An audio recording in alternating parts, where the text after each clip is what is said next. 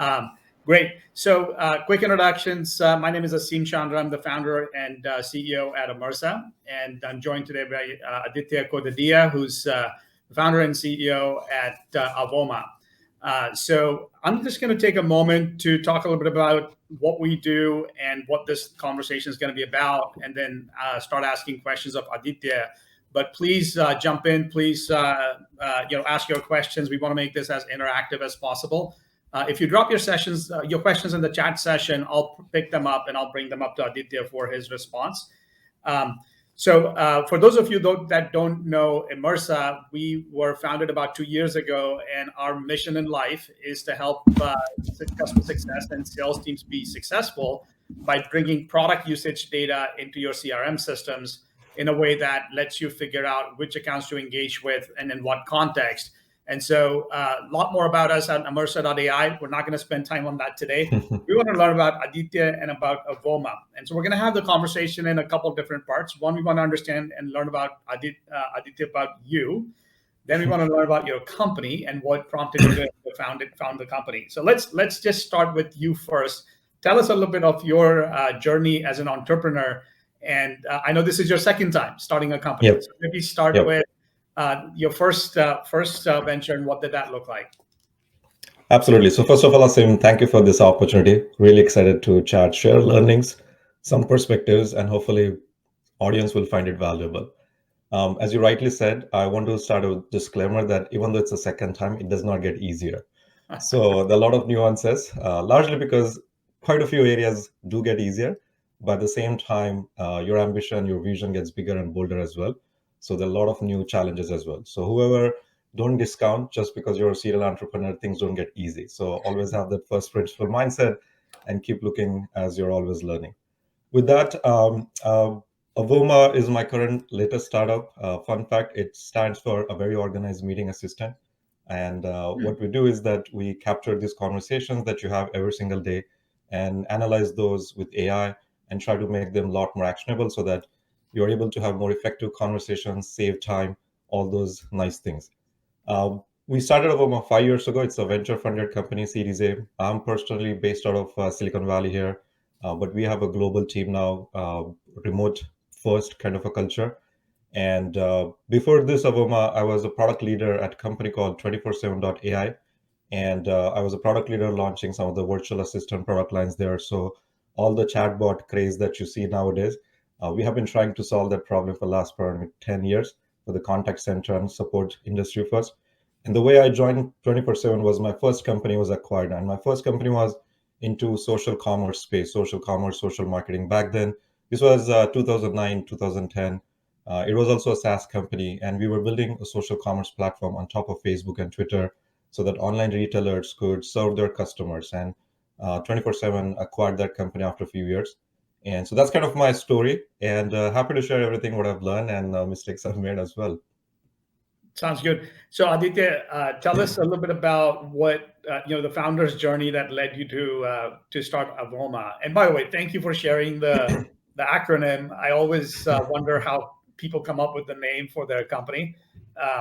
Ours was simply where we could find a memorable 5-6 letter domain name that was still available.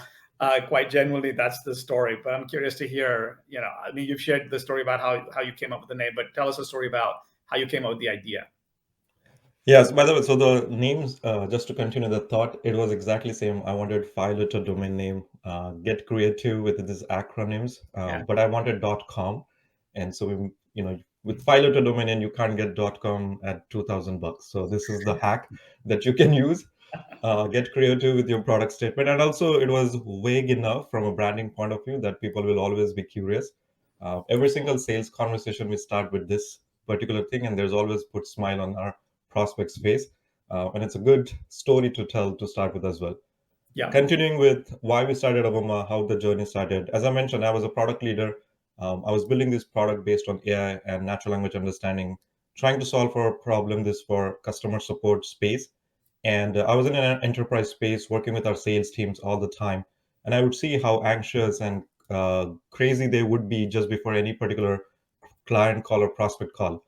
And they wanted to make sure every single call goes perfectly they capture information, and all the nuances that customer shares, the feedback they share, was still getting lost because they didn't have time to go and input all of this data into CRM. And on the other side, the product people, we were building product in a vacuum if you don't hear back that feedback. Sales teams were not getting paid, or customer success teams were not getting paid to give feedback to the product team. And so while I was solving this problem, I thought, why not solve my own problem where I furiously take these notes? What if somebody could understand these conversations, automate this note taking, and make sure this information is democratized and available for the rest of the organization so that the product people get closer to the revenue teams, and both of them have very tight loop with each other. So that was the genesis. I had a domain experience, and I thought, knowing as a startup, I thought it's a lot bigger problem that other companies have. So jumped the gun and started the company. Got it. Got it. So, Aditya, this is, I think, when you start a company which starts with a problem that you have experienced yourself as a founder, I think that gives you a pretty visceral understanding of the problem just from your own personal experience. But tell us a little bit more about, you obviously, I mean, there's quite a few solutions in this market, Yes. and you guys differentiate yourself in a unique way. So maybe tell a little bit about, now let's kind of start to move the conversation in the GTM direction, which is where I think a lot of audience is here to learn about. I see a number of sales and marketing folks join the call. Claire, Nina, Carla, nice to meet you all. You're making us hungry with your comments, with coffees and toasted focaccia. But tell us some more about, Aditya, how you differentiate against the solutions that are in this market.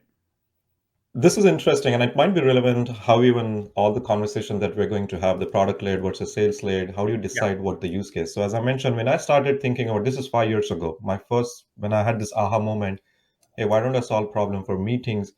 Obviously, I started talking with other people around my network from different functions, let's say product people, engineering people, sales people, customer success leaders.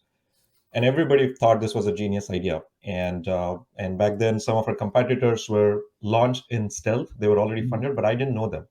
And so I was doing my customer research. I probably talked to almost 100 plus different people, leaders, took furious notes, even during those conversations. One thing I realized that obviously when you're building an AI-based product, the focus use case that you have is much better at that time to solve problems for specific use case rather than going too broad. Meetings was a very horizontal, broad product. There were a couple of products in that space which launched for a horizontal market. And so we had to make a decision that do we go also super horizontal? And there were a few other companies which were completely on the sales focus use case as well, very focused niche use case as well. Now, the challenge there was that when you're building this product and when you're thinking about the go-to-market strategy, you have to identify what's the willingness to pay of these people. When I was talking to engineering people, they were comparing us with the likes of the productivity tool as a meeting assistant, and were trying to give me price point around $6 to $10.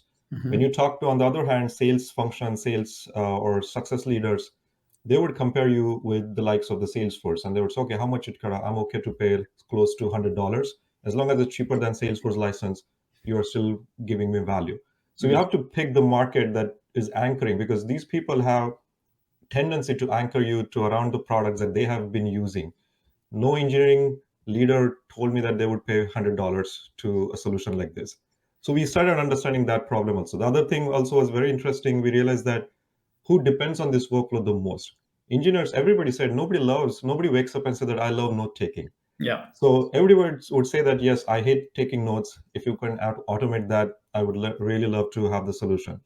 But the moment when you ask that, hey, how much you pay, and then what do you do with this information? What are you currently doing? Then you realize that the problem was not big enough. But you go to the sales team, now they depend on this workflow. It was absolutely important for them to go and take the notes, enter this data back into CRM, and the closing of the deal was dependent on how accurate the information and the notes that you had taken so that you can follow. So we started taking those decisions to decide which market do we go after. That was our and so even though we felt that the product is going to be insanely horizontal, eventually, as a go-to-market strategy, we would focus on particular segment. And so typically, I have this concept. It's a triangular, three-layer cake you can imagine. So the bottom layer is engineering, architecture, how you do it.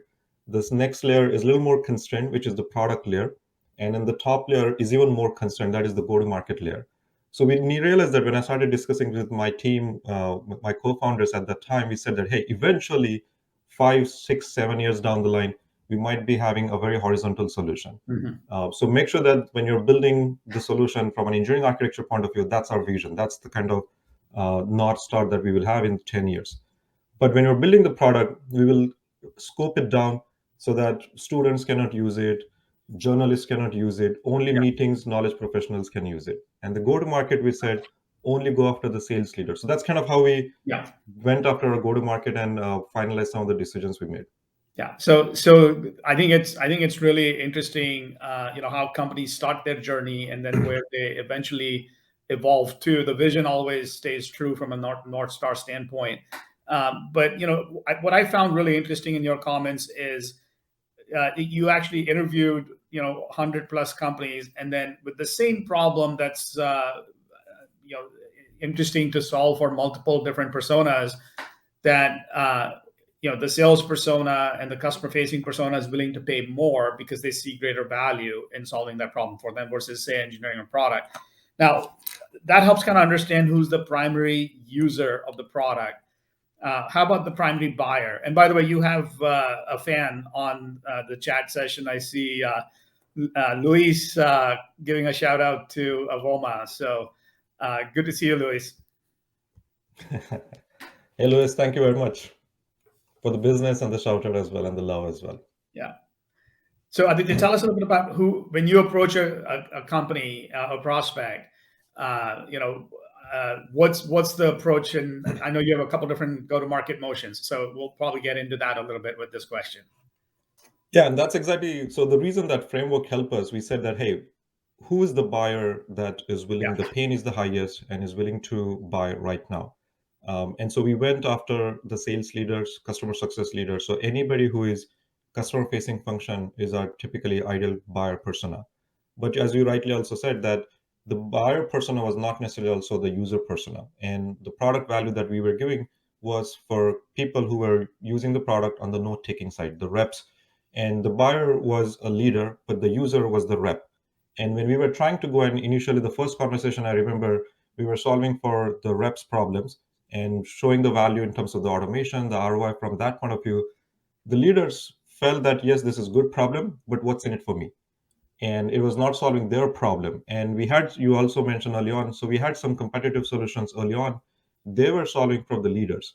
So they started giving us feedback that, hey, you're solving an interesting problem. I like this, that these other competitors are not solving. But what if you could solve that problem for us? Then this solution makes a lot more sense. And I'm willing to even switch or migrate or all those things. So we realized that there was a gap in the market that we could start as a differentiator solution.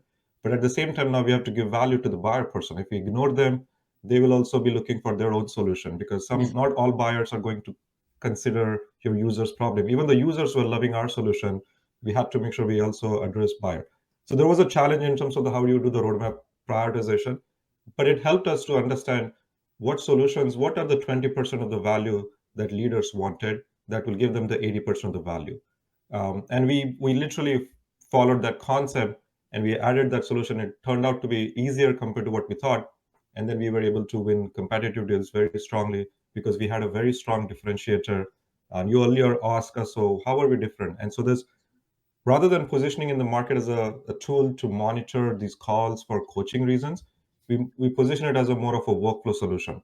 And the reason was that intelligence tools can be replaced very quickly. You have another intelligence tool that can come in and you can replace and rip off. What we wanted to make sure that people depend on the workflow. If you're doing a day-to-day task using a particular tool, it's hard to replace those tools. And that's the moat What we wanted to build. what's an example of a workflow that a salesperson might engage on using Avoma? Yeah, I'll give you an example. So some of our competitors analyze these calls and they give you insights as well. Yeah. But that's the one piece of the solution where it happens post call.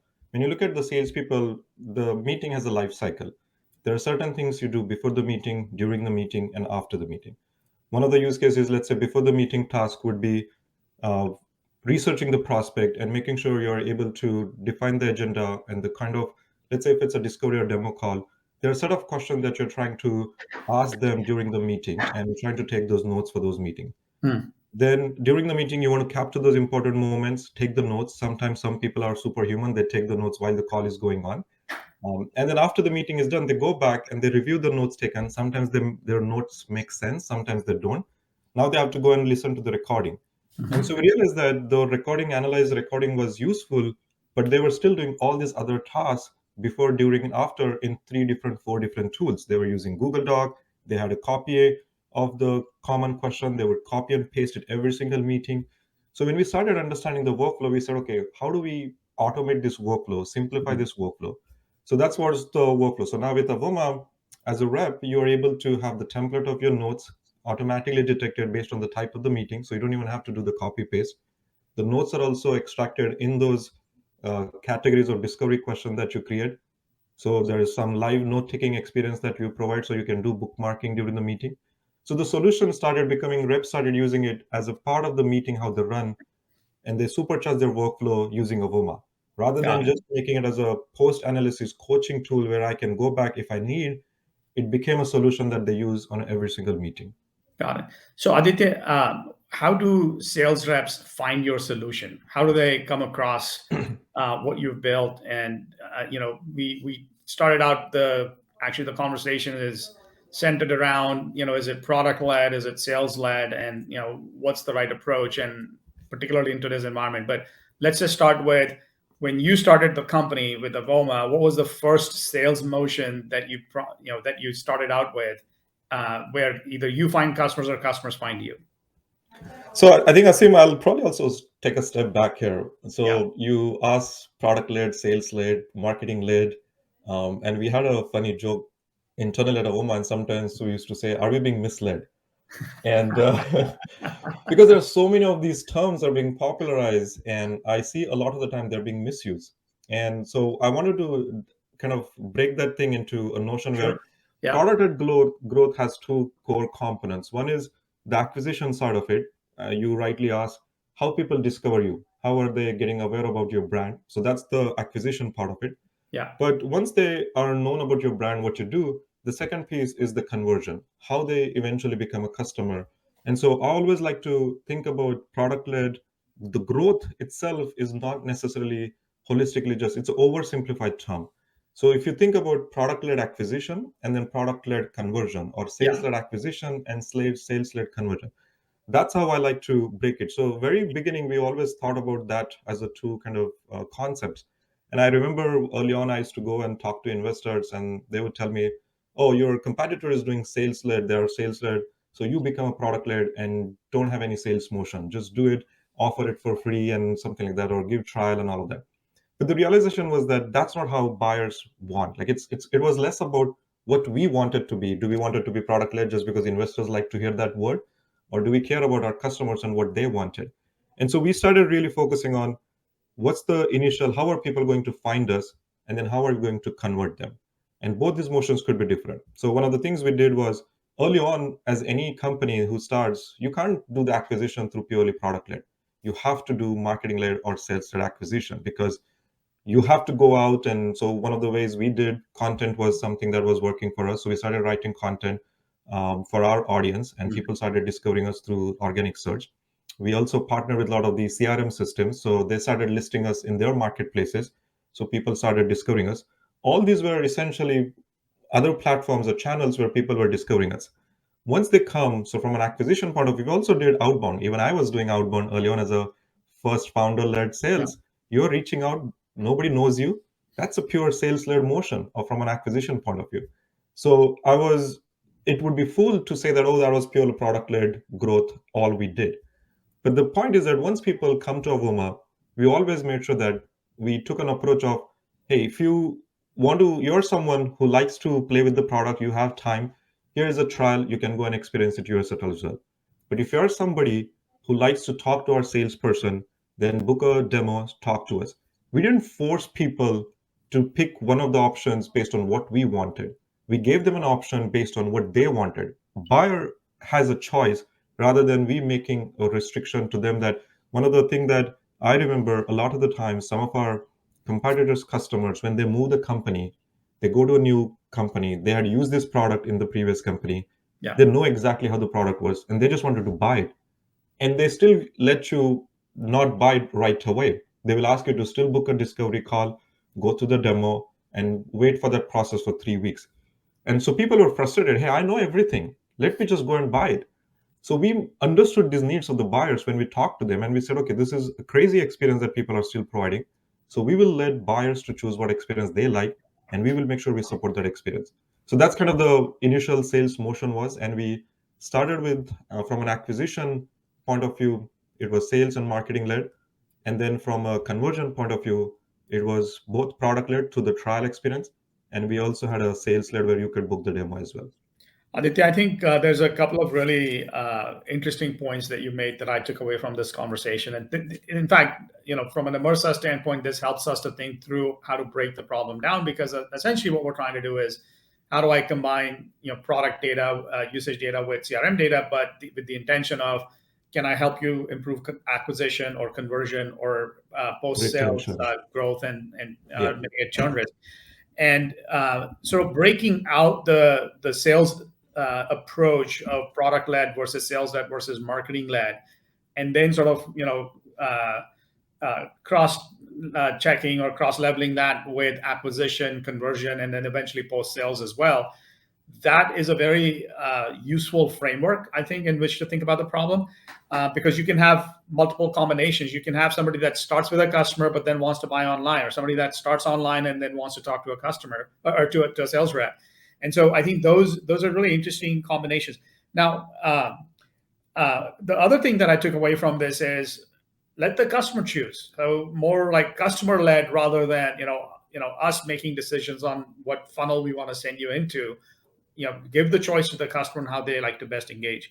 I think that's really interesting. So let me, in terms of sort of pursuing these parallel strategies that you've done, and some of it has evolved over time as the product has evolved and matured, and your thinking has evolved and matured.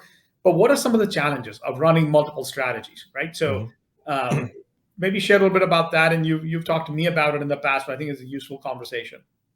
I think this is very interesting topic because we did definitely face some challenges. There were some learnings or past habits we had to unlearn to Yeah. start thinking about this new behavior.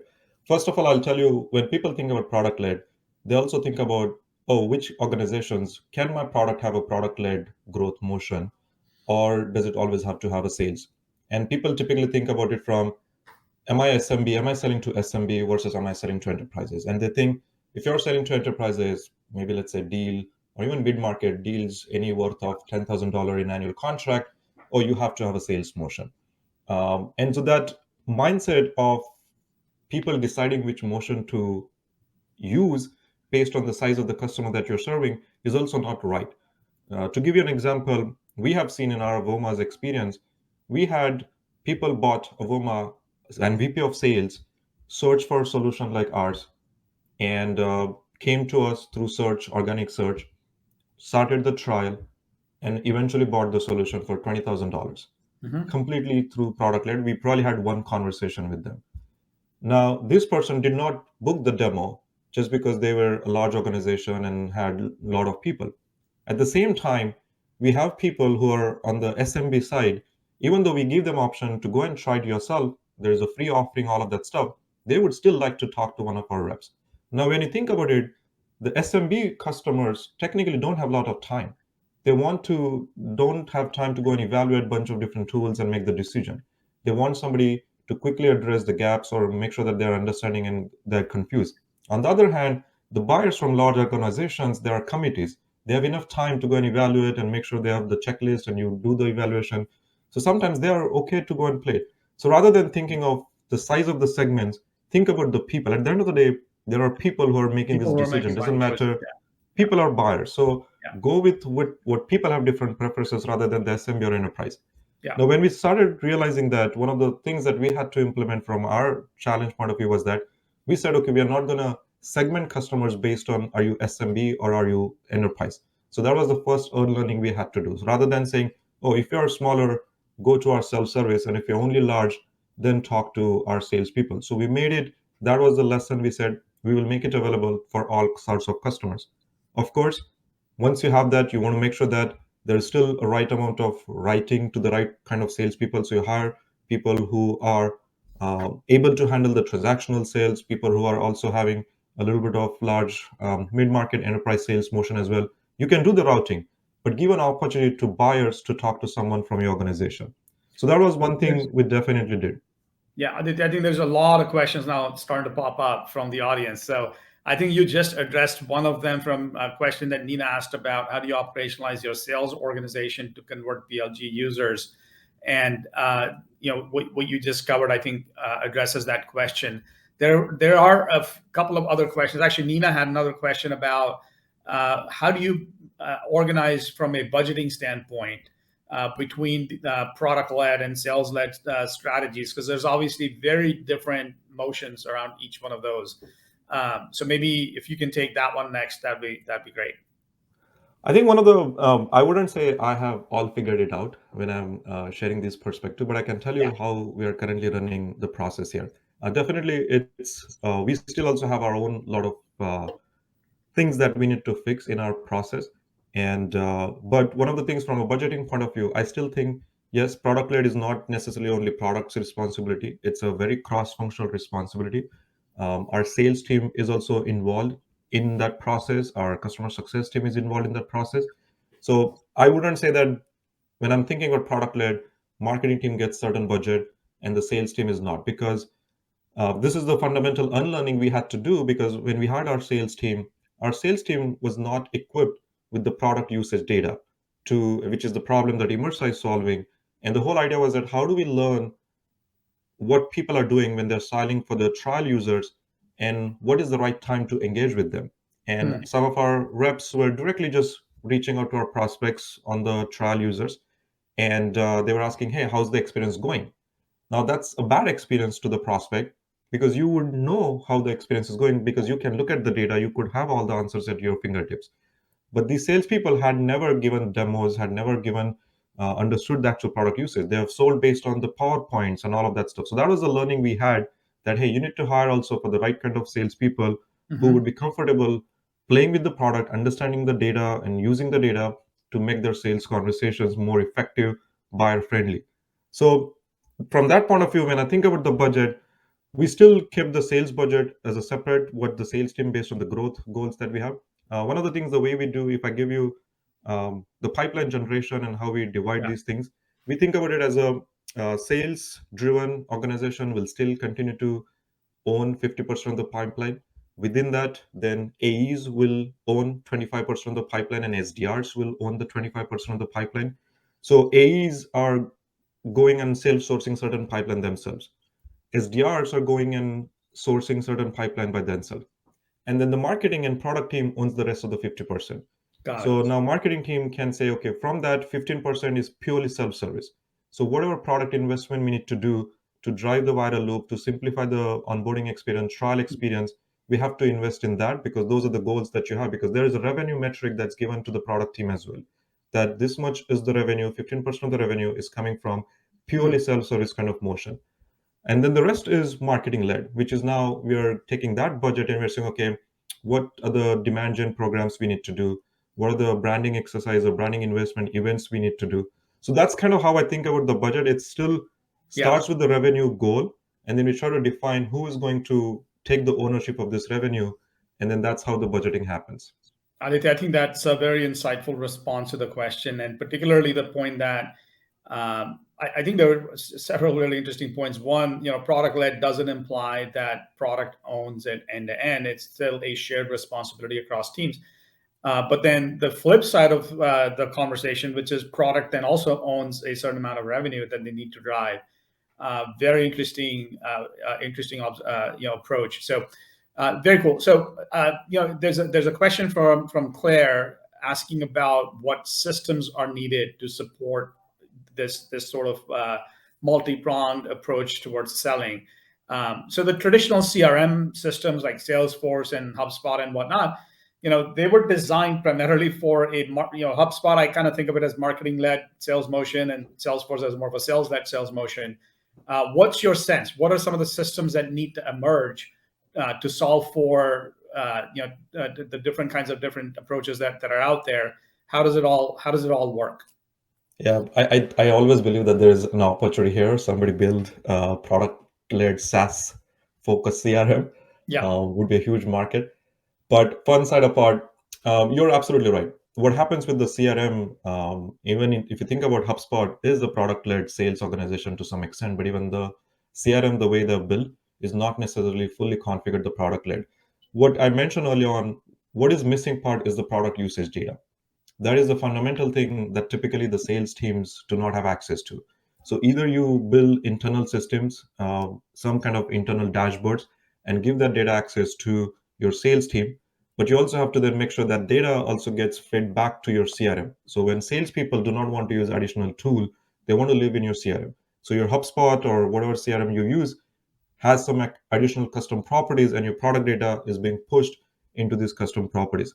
There are different ways how people are solving this problem. They're plumbing these 3 4 different tools, and that's when companies like Immersa, you guys found an opportunity that, hey, instead of doing these 4 different tools, maybe you buy Immersa or some of your competitors to solve that problem efficiently. So I think that's what you need. You need product usage data. You need to aggregate that product usage data and feed that data back to every single user in the CRM. Again, the way how we have set up our HubSpot is that every single user who signs up for the product gets added into our CRM as well. So every account eventually have all these contacts so that we know who they are, what their title is, and what the product usage data is. Right now, it's still not super simplified, but still that's kind of the experience. So now sales team have product usage data, and when they're reaching out, they know what license do you have, what functionality you have used so far, what have you not used so far. And then I can, when I follow up with you, I'm not just saying, hey, just bumping this email on top of your inbox. It's a very thoughtful interaction that, hey, I've seen you only use these 3 things, you haven't used these 4 other things. Let me talk to you, let me show you how to use it, this is the value this things provides. And that's how the conversation become lots more valuable. Got it. Got it. Interesting. So Aditya, maybe you rightfully called out that the product usage data is very relevant in these scenarios, and I know like we talked to a lot of companies that recognize that, and some that are trying to do it themselves, and some that are looking for solutions in the market. But like when you kind of look at it, and you started out as an engineer, so you I think have a deep appreciation for the problem from our previous conversations. What are some of the challenges with bringing product usage data to sales teams, right, or to customer success teams for kind of post sales use cases? What are some of the things that you've either personally experienced or observed in the market where it makes it challenging to bring that data in a way that's meaningful to the CS teams or the sales teams in the market? Yeah, great questions. I think one of the things when you're thinking about the product-led experience for sales team, you're also not trying to dump all of the data to them, because Right. then there will be too much noise and they will ignore it. So what you have to do also, when you think about the onboarding trial experience, the goal is not to sell them every single thing. What you're really looking at, you're also trying to segment your users. You're trying to look for this particular segment.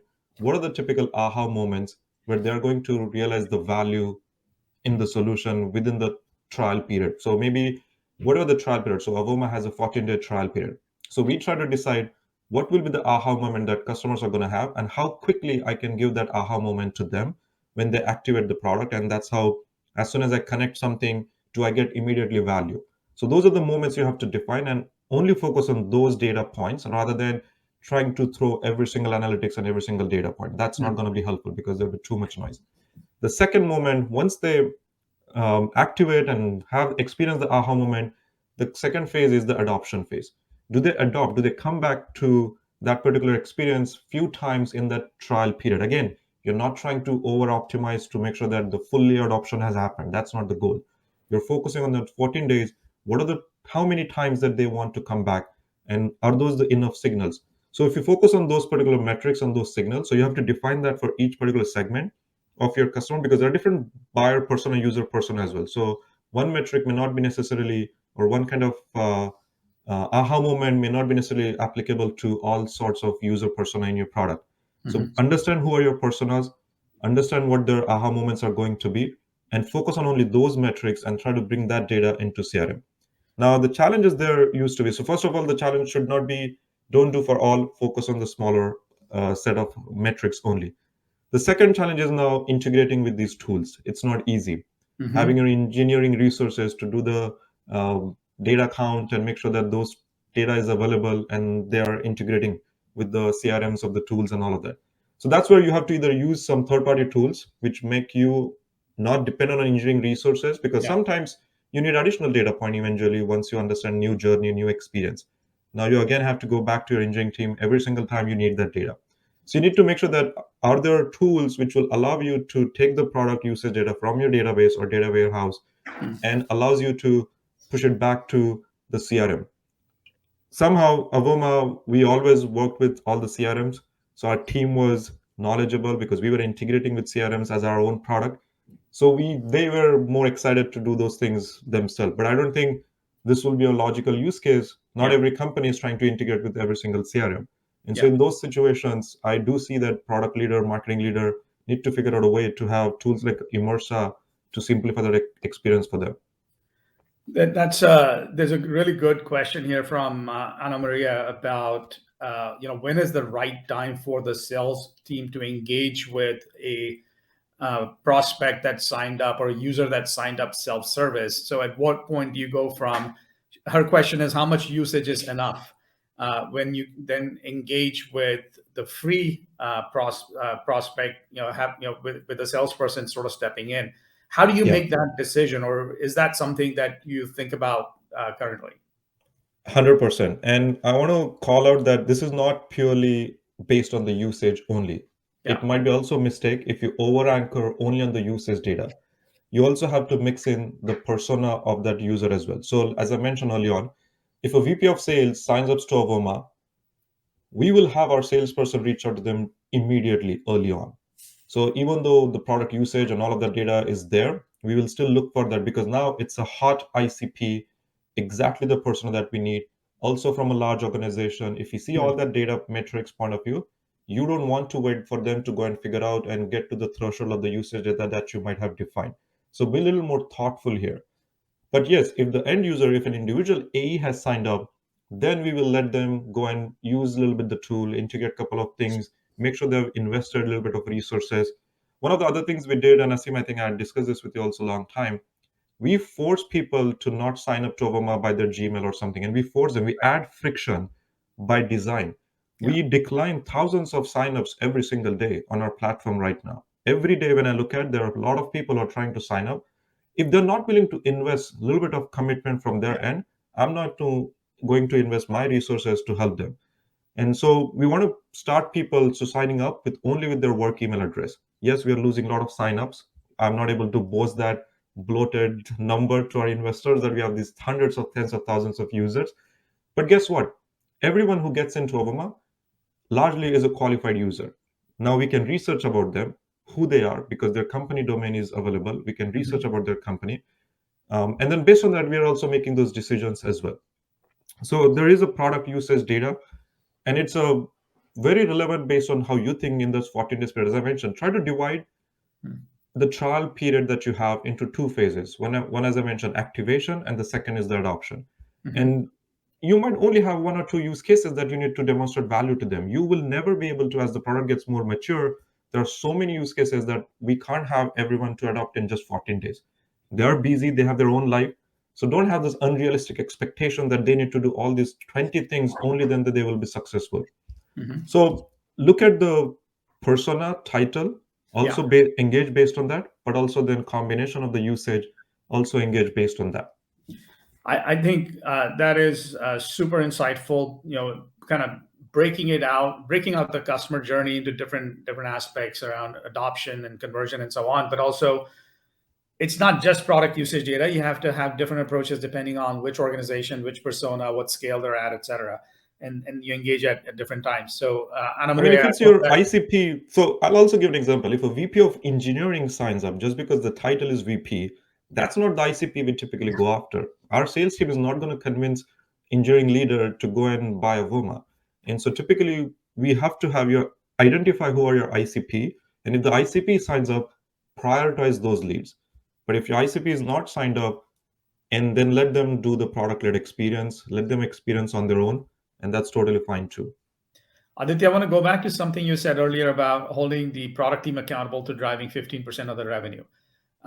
What does the product team do different in your setting? Whether that's something in the product, different kind of features, et cetera, or Yeah. supporting the organization in a different way. Like, talk us through that a little bit. What behavior change does that drive? Holding the team accountable for that metric. Yeah, and it goes back to my earlier point that I mentioned. When you think about this product-led experiences, I still divide it into two phases. The conversion phase is the post phase, but also the acquisition phase. And so when we are doing the product decision on roadmap, we are identifying features which will drive the acquisition, which is all the features that could do the virality and all of that. So that's when the true, and here's the thing, you might not have any virality in your product, but you have completely self-service onboarding experience and people are able to explain. You might have an amazing content strategy. So your people are acquiring, or the way you are acquiring customers is purely through marketing-led or sales-led motion. Mm-hmm. And there's no virality in your product. But you build amazing self-service experience and onboarding experience that people are able to buy, experience the value, and paying you. So you don't need salespeople, you don't need that heavy go-to-market team there. That is a product-led experience, but only on the conversion side, and you don't have any virality there. That's totally fine. But you can also think, are there features that you can prioritize that will also drive virality? Loom is an example. Calendly is an example. So one of the things in Avoma's example, we realized that scheduling example was one of the use cases that people use. So every single customer of Avoma also uses scheduler product, Calendly, or something like that. These products are inherently viral. For the historical, early on, when I thought about this market, I thought it's an oversaturated market. We don't need to do it. And so we said, okay, let other people solve the scheduling problem. But our customers started telling us that I'm paying for this another tool just for that scheduling use case. Why don't you guys do it? The more I thought about it, and I thought, hey, now the value for this to optimize is to actually, from a virality point of view, anytime our customers use our scheduler product, they are sharing with our customers and their customers are marketing us. Now our product team, we have a team which is focused on getting that revenue up, and now they're driving that growth and all of that. So they are now responsible for acquisition as well, not just the conversion. Historically, when people prioritize, onboarding is an area where people spend a lot of the product resources trying to simplify the onboarding, make the onboarding default configuration a lot easier and all of that. Yeah. So we've covered the pre-sales, the product part of it. There's a great question here from Jatin, who's in a customer success role with Video SDK. And his question is around the post-sales growth stage. How do you see the PLG flywheel or the framework sort of operate in that setting? And is there something that you're doing today from that perspective that you can share with the team? And I think this is a great question, that when you think about these different motions, you don't have to also say that these motions are same for all the stages. You can start few motions in early stages only with the limited uh, go-to-market motions when the stage is early on trying to find the product market fit. But in terms of the growth mode and you're in that growth stage, in fact, actually, the product-led growth model probably works better. And I'll give you a reason why. Um, it's not necessarily that product-led sales makes sense only in the product market fit stage, early stage, when you have less resources and all of that, and you're still trying to figure out, do people care about it? That time you want to have somebody talking to your customers and understanding the qualitative input as well, that why did they buy, why did they not buy? Those inputs are important to go and build the product and make sure you solve the customer's needs. But as the growth stage happened, one of the problem, I recently talked to a product leader. This gentleman, the company is a unicorn company. Their sales team is able to sell the product at a rapid pace. But what they had done historically over the period, they have a lot of implementation managers to solve the problem for onboarding and all of that stuff. Now, interesting problem this company is having is the onboarding is a bottleneck now. They're not able to onboard customers fast enough to what the way the sales team is selling it. Very unique problem. Now, instead of trying to throw people at the problem and fix the problem just for that one time, if you take that, understand what workflow the implementation team is doing. Have your product team build those workflows in the product itself. So you would have an efficient and operation go-to-market motion.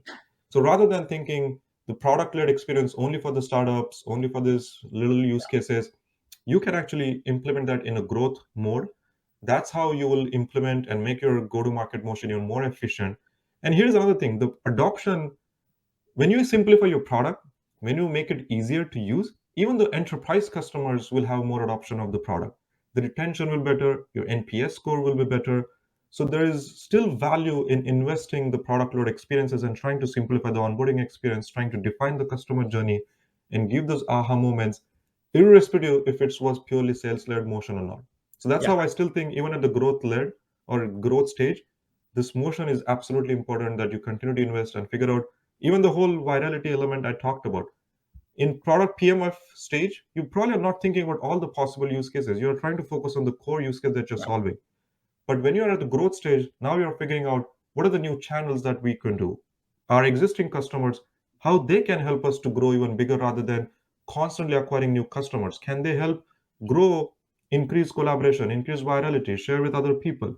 So product team needs to think about those workflows even at the growth stage as well. Yeah. I think this is very relevant question that Jatin just asked. And look, our experience from talking to a lot of companies, the there's almost an overemphasis on PLG at the moment. There's a lot of hype around that word right now. Absolutely. We understand that, but I think the principles of being a data-driven organization and not just product usage data, but looking at the full sort of spectrum of data that you have available about your customers, and then driving your processes off of that. That's the core principle that actually applies to every SaaS company. And Jatin, if you're interested in learning more about this, we have a couple more webinars coming up. One with Ashley Hyman at Drata. She's their customer success lead. Another one with Madeline Dupree at Aircall, also their customer success lead, on February 2nd and Jan 31st, 10 a.m. Pacific. So go to our website, Marsa.ai events, sign up. But the conversation is all about post-sales and how PLG principles apply in growth mode. I think those are really important conversations, particularly this year when a lot of companies are trying to figure out how to focus on NRR and retention and growth of existing clients, since new logo acquisitions becoming more expensive as a process. Okay, Aditya, I want to come back to a couple other questions. I mean, I'm looking at the time. We'll go for another 3 to 5 minutes, and then make sure people have enough time to move to their next conversations. If there's any final questions from folks that are on the call, please jump in, drop them now. Maybe I'll shift to a little bit of your founder hat again. What do you do different as a founder to maintain the energy that's needed to keep going? Because I mean, this is a long journey. It takes a lot of emotional and physical toil to pull together. How do you deal with that as a founder? Great question. I don't know if I've figured it out Okay. all, but I think the way I always think about it, you have to have a very strong why. Why you exist. You have all these competitors. If you don't have a strong point of view, you're just becoming a me too product. And the life will get difficult when you don't have a strong point of view. When you have a point of view, you have a reasons, you can champion the team, you can align your team to that point of view. And that's really, really important to me, like what you stand for, why those things are important. And it could be not just the gap in the product or the industry, it could be also the value, what values you stand for. This whole thing, as I mentioned, when we started raising capital, almost every single investor didn't like that when I used to say that we're going to do both product led and sales led Yeah. at the same time. They used to constantly, we had a lot of rejections. Aditya, pick one. I'm like, no, I'm not going to listen to you. You're not our buyer. Our buyer wants both the things, and I'm going to do that.